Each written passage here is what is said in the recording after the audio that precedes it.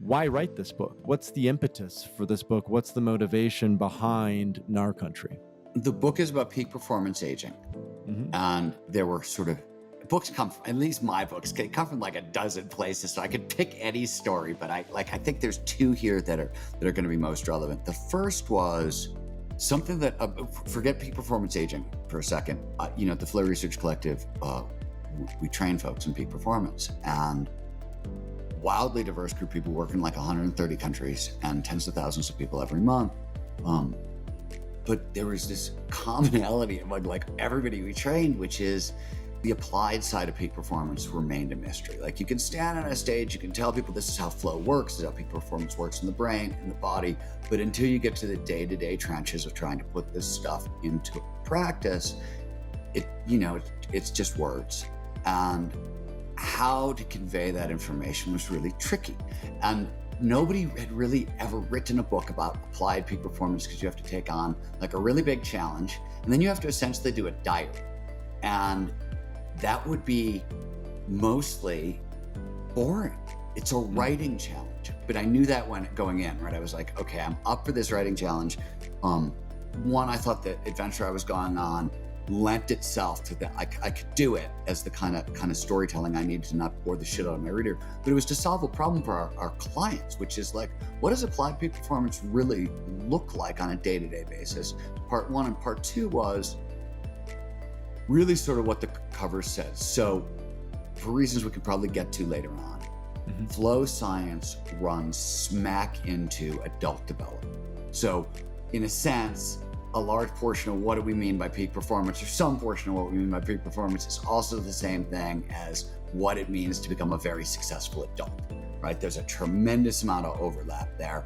And Mihai Csikszentmihalyi, while he's written a bunch of books on flow, he's written a ton of books on flow and adult development, arguing that flow is the driver, or one of the main drivers of adult development. So why do we grow up?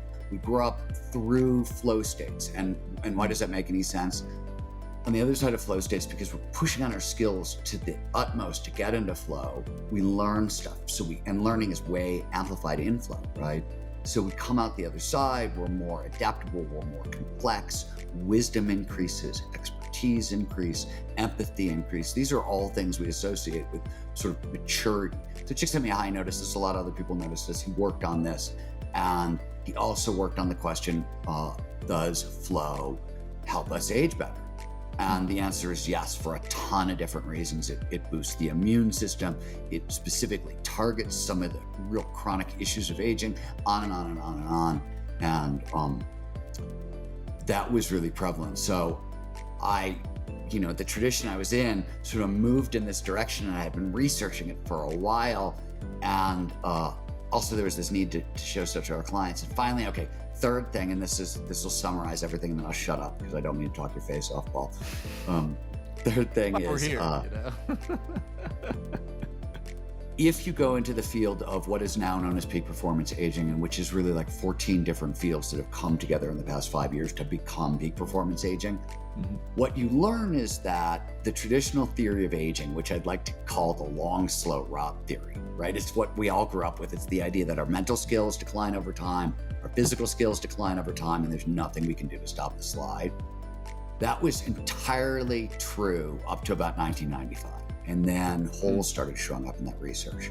And by today, or 5 years ago when the book got started, essentially that entire idea had been overturned almost completely. And the new thought was everything we used to think declined over time, mental and physical, we now thought, at least on paper in labs, they're all use it or lose it skills. So if you never stop training these skills, you get to hang on to them, you get to advance them far later in life than anybody thought possible.